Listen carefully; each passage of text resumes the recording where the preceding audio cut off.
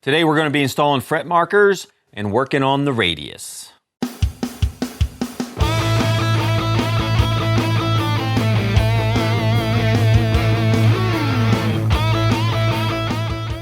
Welcome to part 5 of the premier Strat style guitar build.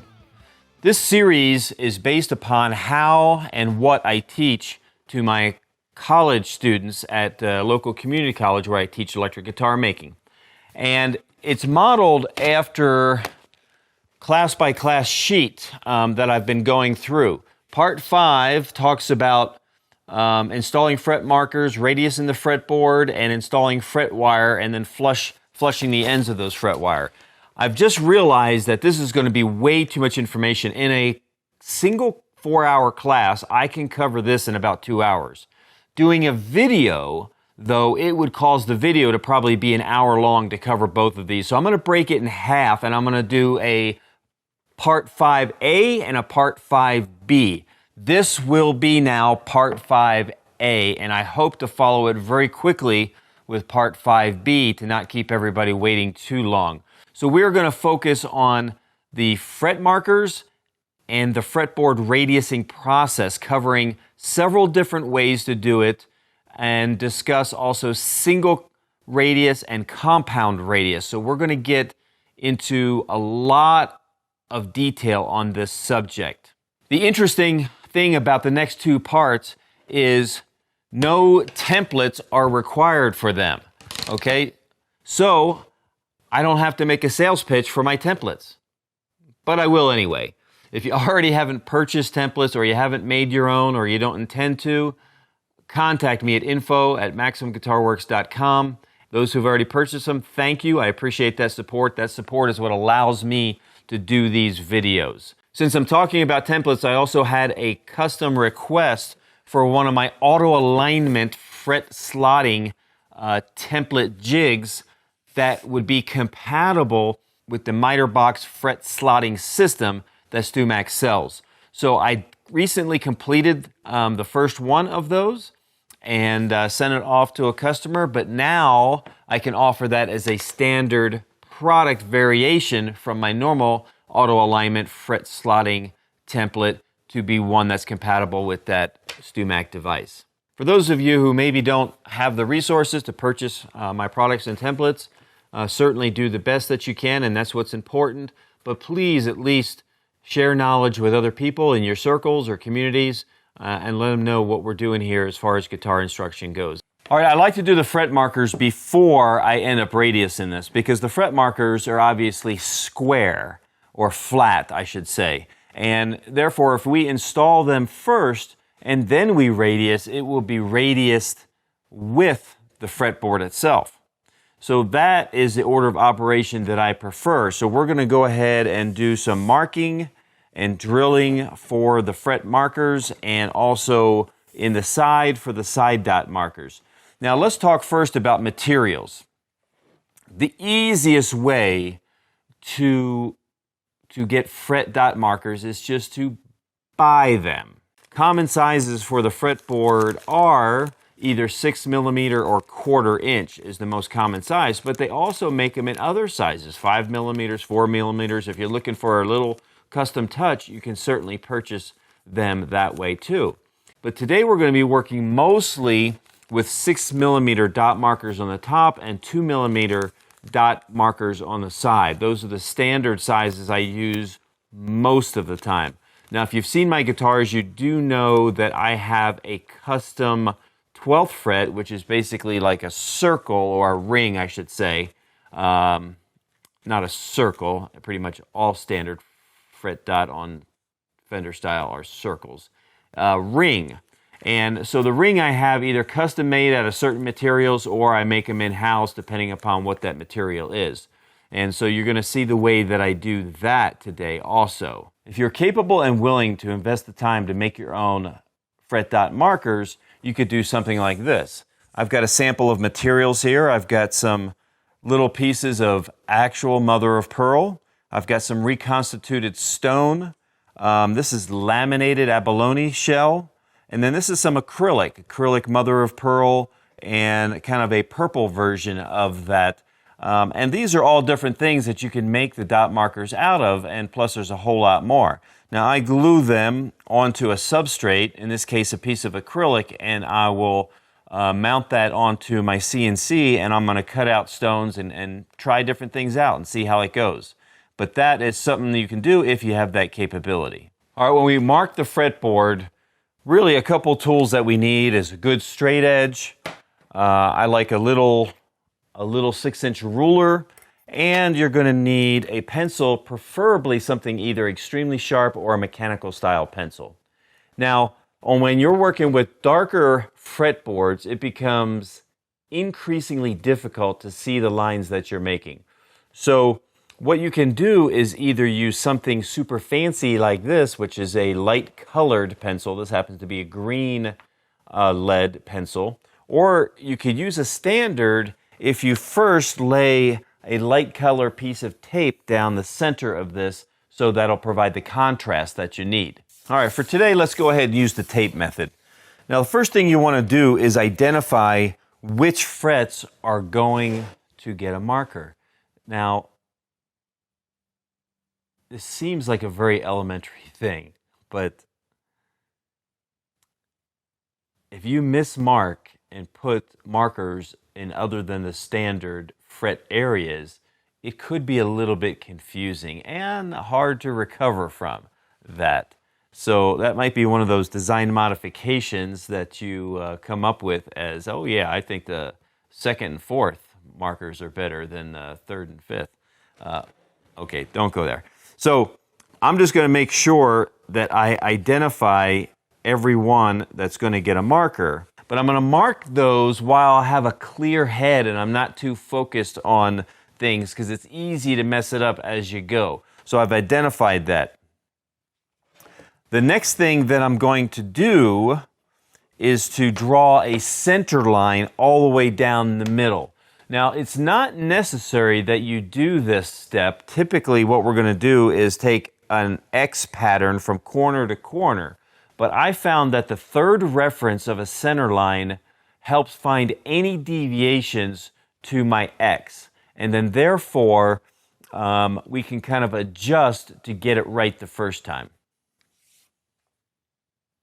Now that we have the center line and we've double checked that that is perfectly centered, we're going to start working an X pattern throughout each of those areas that we've identified that's going to take a marker. Now, what you have to do is you have to offset slightly for the pencil width. So the better the mechanical pencil, the easier this is going to be.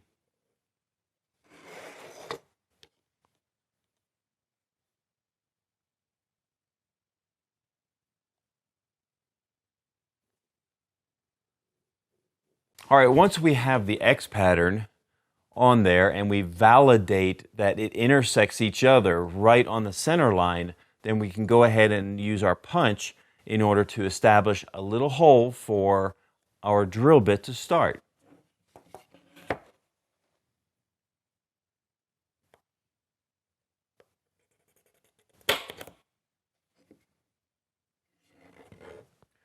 And double check that, make sure that is exactly where you want it to be, and we can continue on and do the rest of them. Okay, not that I'm so old that I can't see, but I'm going to use these magnification headlamp just to encourage those who are older than me and need additional help with your eyes to use the same thing. So I just want you to know there's no shame in this, even though I personally don't need them. But I want you to feel comfortable.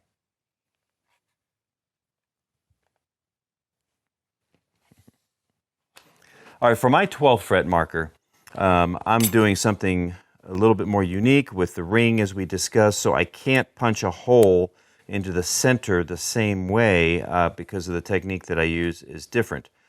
So all I'm going to do is box it out so that I find the dimensions of the center of that fret marker, and that is going to be my guide for my ring.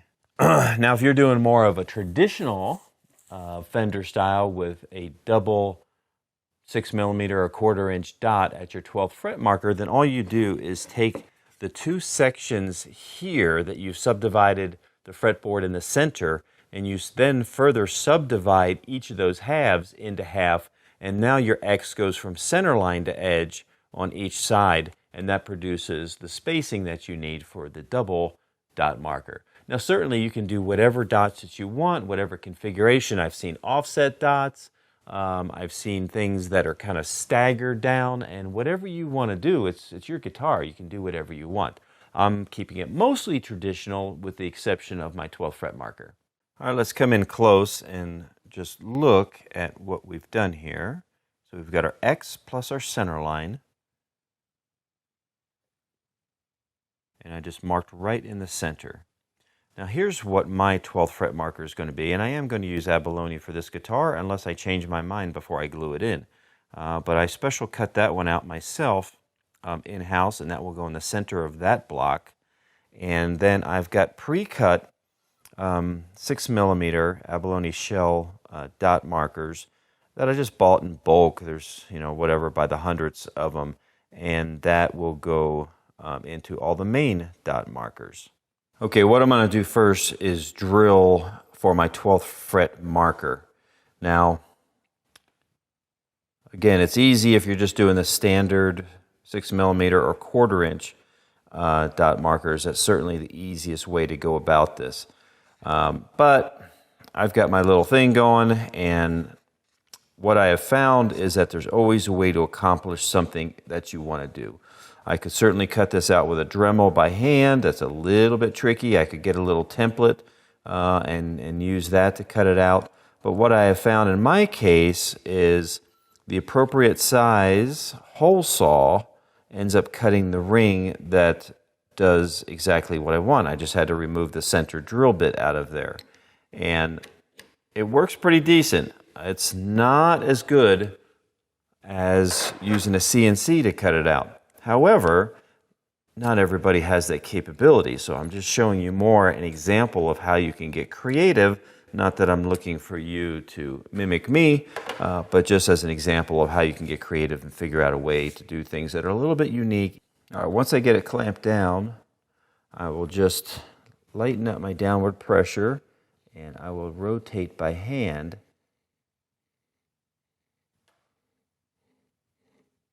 Okay, I'm feeling pretty good about that location. This is the toughest one.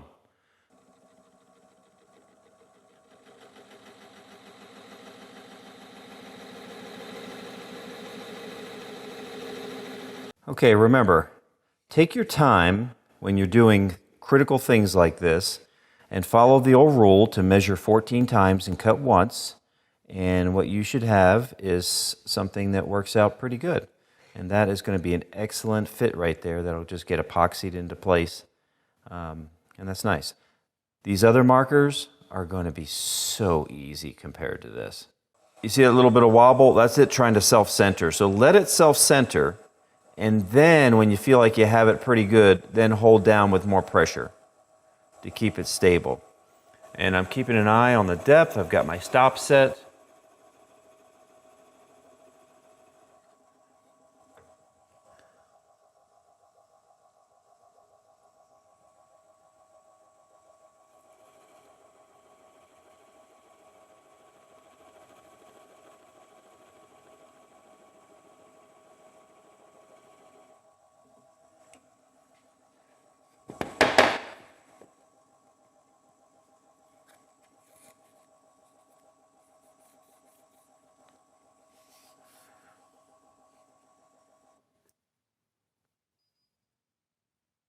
Next thing is to do the side dot markers. Now, it's basically done the same way. You identify which frets are going to get side dot markers, and then you define the dimensions, which is really almost already defined to you left and right. Now, I've done something years ago that I have used so many times, it's amazing.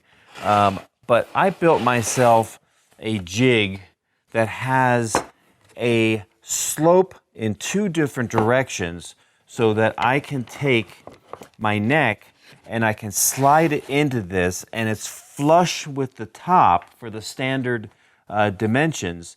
And then I've got 2mm and 3mm little brass sleeves in there that identify exactly center points on a 25.5-inch scale.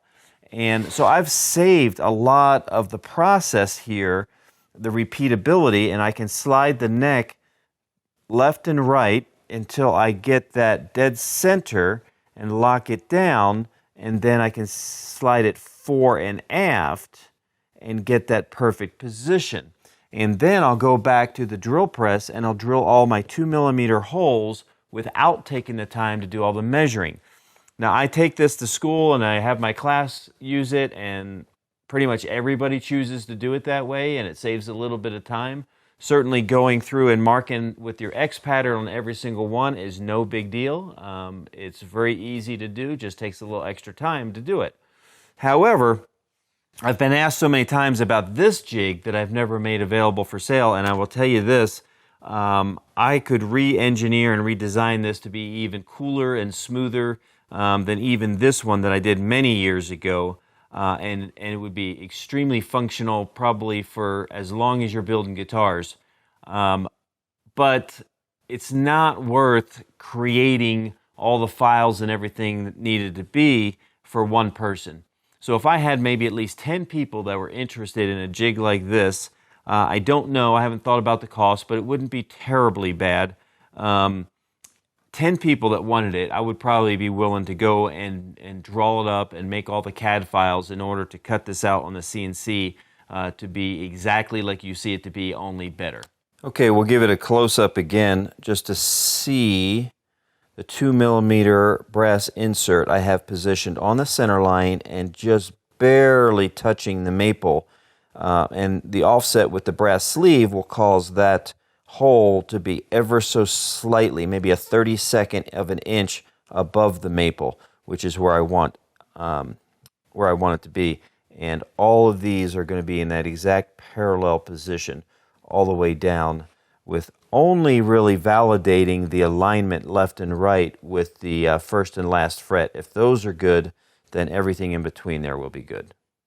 Now, the one nice thing about this jig is it elevates the neck to be perfectly parallel. So therefore, when I'm using the drill press, I can come down and I can set my stop to be exactly the depth that I want. Now, typically about 2mm in the depth for a 2mm wide is fine, but I can go also a little deeper if I wanted to, if I was using like those stick plastic, and then I could insert that a little deeper and then snip it off, and that would be good too.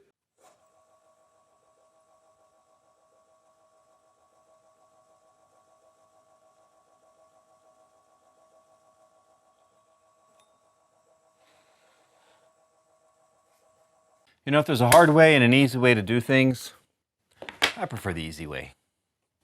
This jig actually works really well.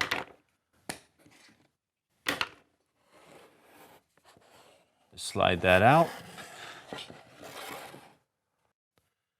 of our holes.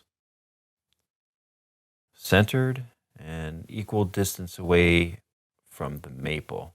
And that's the way that I like to do it. I don't like necessarily to go center on the fretboard because we haven't radiused yet. And once we radius, it may change what looks centered. So as long as you pick something that is a constant from something else, it's going to look right. And in this case, I'm picking a constant distance away from the lighter maple for my fret dot marker, and it'll have a good appearance to it. You can use a lot of different types of glues. You could use CA. I prefer to use epoxy. If you're using abalone like I am today, okay, I've got my 8 6mm dots, my 1 ring, and 10 of the other dots. I like buying them in bulk because especially abalone changes so much in its appearance from one to the other, which is fine, but I like to pick out, hand select ones that maybe have a little bit more of common colors in them. All right, so in this case, I've just picked 8 from that bag of 100 in order to get my best selection.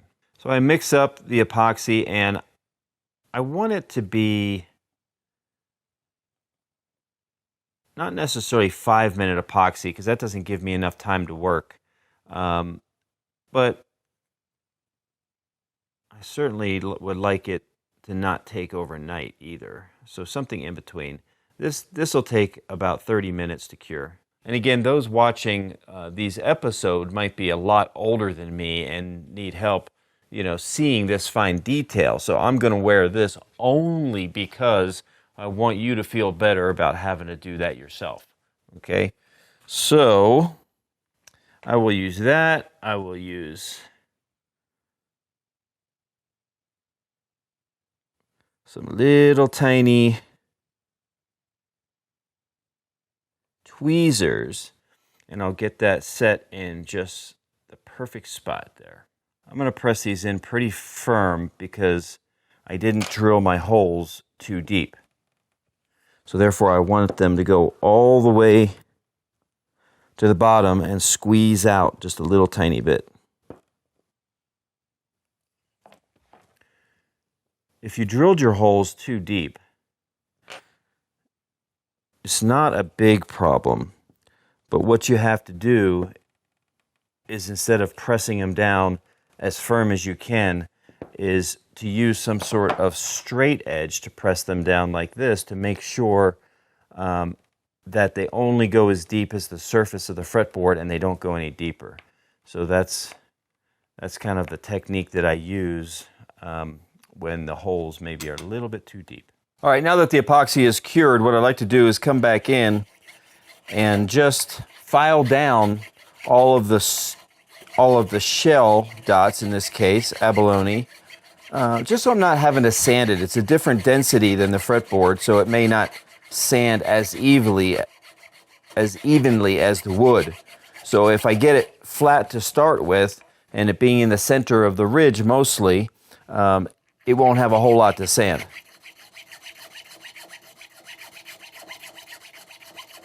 If you missed my guitar building tools and jigs series that I recently did, I introduced a new line of radius sanding beams. And they look like this. They're called what I call 1+1. I had somebody interested in a 24-inch sanding beam that's just not available anywhere else. And I decided to take the standard 18-inch, add 6 inches, make the 24-inch available. However, for most people that are perfectly fine with an 18-inch, they cut this off with a chop saw, and then they have 2 for basically out of 1. And so that's kind of the concept of the sanding beams that I just introduced, is you have total flexibility as to the size of it. And if you want to cut off and have 18-inch, then what you're left with is a whole assortment of whatever radius that you got in a 6-inch. And this is going to become important for what we're doing here. I've got 10, 12, 14, and 16-inch. I've decided, instead of doing a standard 12-inch radius that I most often do, that I thought I would try on this one a 10 to 16-inch radius. So really kind of nice and tight over here for the bar chording, and pretty flat all the way down here for the soloing. So that's what I decided to do with this particular one. So what I'm going to demonstrate is how to use these sanding blocks in order to create a compound radius on your fretboard. Compound radius is often done in 3 different sections of the fretboard, but I'm basically taking up 4 increments. So we're going to be doing 10 in the first section, maybe till about here, and then maybe we're going to be somewhere up in here, we'll be to the 12, and in this area will be 14, and then this area will be the 16. So those are the areas that we're going to work. Now, the important thing, same as doing a standard radius, is that you really are not trying to sand the whole thing off. That takes a lot of work. Even with a good radius sanding block and fresh 80 grit paper, it's still going to take a while. The idea is that you would mark up your fretboard hit it with whatever radius that you're shooting for, and then that would identify the high spots that you have to take off. Now, in this particular case, I've got the 10 up in this area, and obviously it's going to take off nothing but the edges at this point. And the 12 is going to take off nothing but the edges in this point, and the 14 and so on and so forth. So we've got to work the edges down, and if you use edge tools, it'll be a little less messy and it'll be faster. Now, what you really want to be careful of is chipping out the end. So I'm not going to work away from the wood. I'm going to always work towards it, and if I really want to do it right, I'll work from both directions so that I have support even for this end piece right here. So I'm going to begin taking this down from both directions, working in, and we'll get to both sides.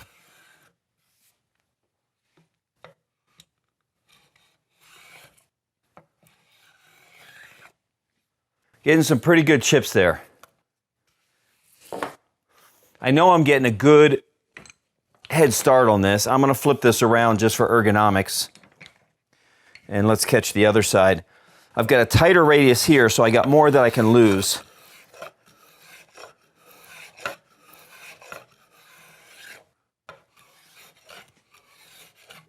We'll mark it up with the pencil again, and we'll begin to work it.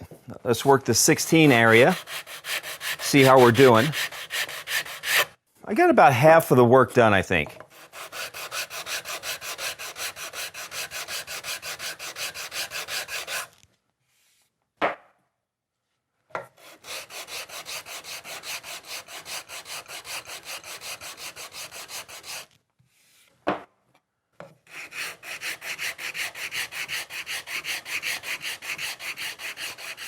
All right, let's look at here close. You see, with a little bit of work on the block plane, I've almost half of the 16, more than half of the 14 and 12, and when I get down to the 10 area, I'm almost already done because I focused on that area a little bit more. And you can see all the chips, the shavings I was getting with the block plane, as opposed to all sawdust.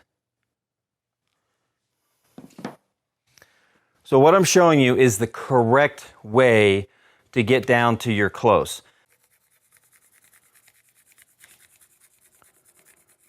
I think we're going to be good to sand the rest of the way. Let's see how this works.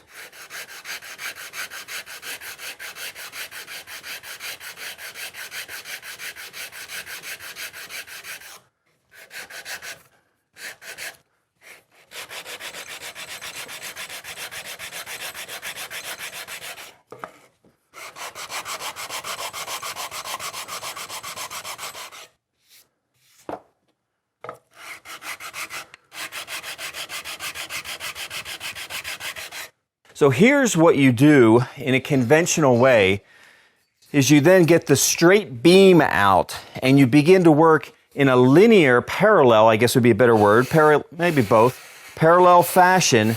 And what you're doing is you're connecting the 10 to the 12 to the 14 to the 16, and you're just ever so slightly working that back and forth. We're at the very end, so this is not hard work. It doesn't have to be hard work if you utilize your tools correctly. The key thing is not really where it transitions from one to the other, because you'll never be able to tell a 10 where it transitions to a 12, because it's not like a stair step. It's a gradual thing. So the most important is I want to work from center line, and I want to look and make sure that I am perfectly flat. Now, I do see a little bit of gap in the center. I probably was working that area harder. So I'm going to have to now work the whole length even longer in order to make sure that I connect the dots between the 10 and the 16 by making sure it's perfectly flat for that entire transition area. In the new radius blocks that I've just created, I've created also a compound radius. Where have you ever seen a compound radius sanding block available for sale? I haven't, but we've got it here. So I've got a 10-inch radius to a 16-inch radius. Now here's the critical thing.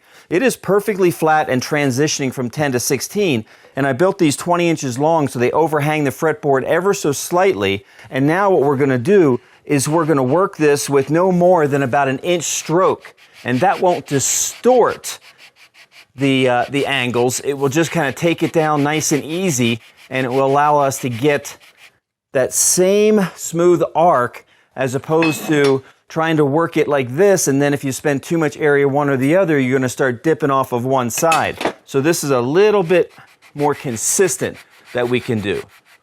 There are certain times when you're radiusing the fretboard that you really can't get away with using the edge tools, and that is certain very brittle woods. I can think of sometimes ebony, purple heart, and anything that's roasted. Roasted maple is a beautiful wood for a fretboard, but it'll chip out in a heartbeat. So edge tools are extremely difficult to use. They have to be in pristine condition, and your technique has to be spot on in order to be able to shave that without tearing out the wood fibers. So in those cases, sanding is a better way to go, but it just takes a whole lot longer to do. So the cool thing about my compound radius sanding block that I've got here is it also has the capability to be automated. Now, if you saw my previous video, you saw it in action, but I designed it with threaded inserts in the top that take and mount this straight line sander so I can use air pressure to get my 1-inch stroke back and forth. That's what this thing has. So just for a quick example, let me hook this up and show you what this little guy does. The 1+1 sanding blocks are different. They're designed to be used by hand or also to mount to the table, and I'll show you that here in a second too. This particular model with the threaded inserts is 20 inches long as opposed to 24 inches long, and it's designed to be used at that length, where the 24-inch one can be used as is or cut down 6 inches off it and use in a standard 18-inch length. All right, so they're two totally different models.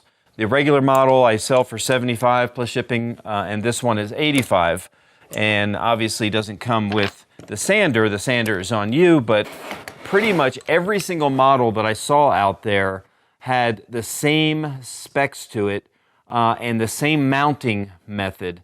So I think it's something that where these are all made in the same factory overseas, and so all of them are built the exact same way, and they got different names or different paint jobs slapped on them. So that may or may not be true, but that's what it appears to be the case. So I've got that mounted now. Now here's the thing. I've got the 10 and the 16, and I will position it such where it is just overlapping the fretboard on both sides, and then I will hold this down and let the machine work it back and forth with that 1-inch stroke, and we'll take it down quicker than doing the whole thing by hand if we were doing one of those more brittle materials like we talked about. So we want to maintain control of it the entire time. So I'm going to go right on top, I'm going to press firmly, and I'm going to squeeze.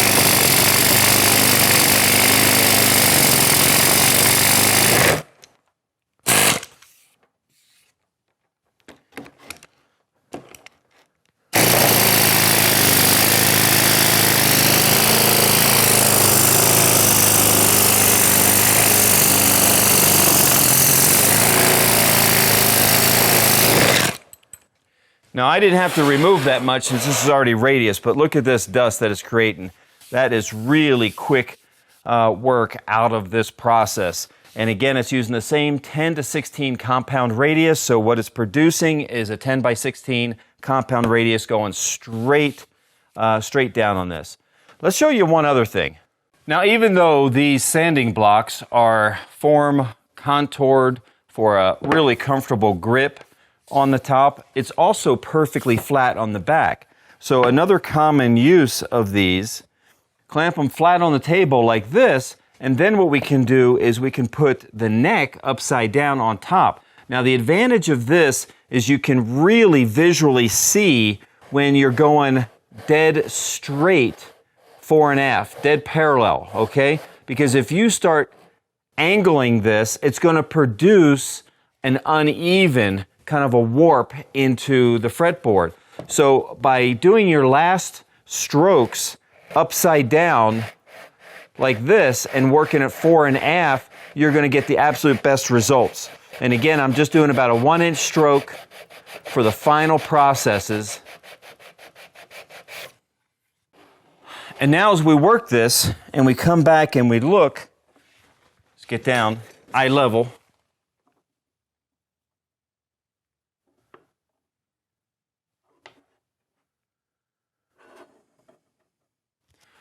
And now we've got a dead flat going this way, so no gaps as I'm running my straight edge in parallel positions across this fretboard. And that's where we want to be. We can double check it with our radius gauges. We've got a 10, and that's looking good.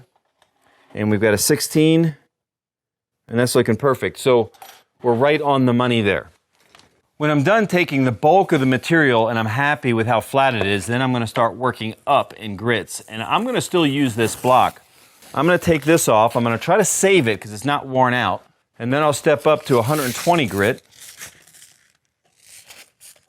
And we'll work it a little more. Short strokes.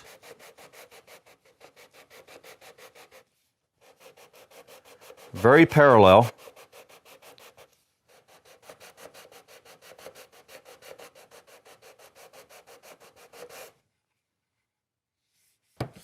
All right, 220. Again, just getting the 120 grit sanding paper scratches out.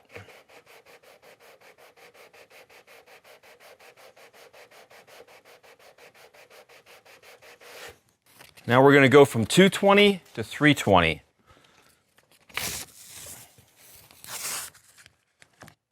Sure would be nice to have one of these sanding blocks for each grit so you don't have to change them out. If you guys only knew somebody who made them.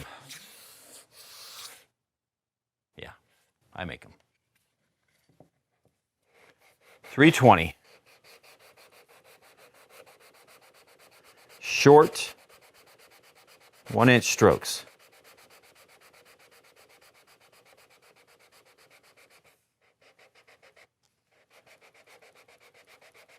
By the time I get up to 400 grit, I'm not worried about the radius block anymore. All I'm doing is getting the scratches out. So I'm just lightly sanding, ever so lightly. And then same thing at 600, then 800. And then we're going to call this one done for this portion.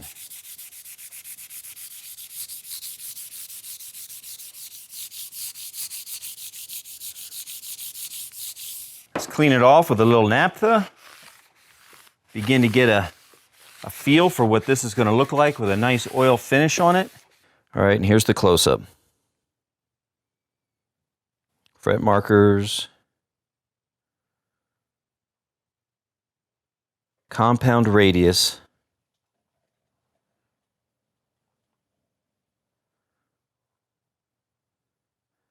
It's going to be a beautiful neck. All right, we covered today fret markers and the radiusing, including talking about the radius blocks, other tools, and even executing a compound radius. So this is a whole lot of detail, which is why I'm separating the two different parts. Part 5A is this one.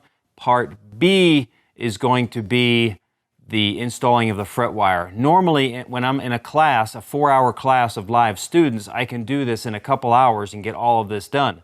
But for me to take a couple hours to do it on video would be way too long. And not to mention, anytime I demonstrate something for video, it takes me 4 times as long to do it than if I was just doing it for live students. So it's a lot to cover for sure. Hopefully you got some value out of it.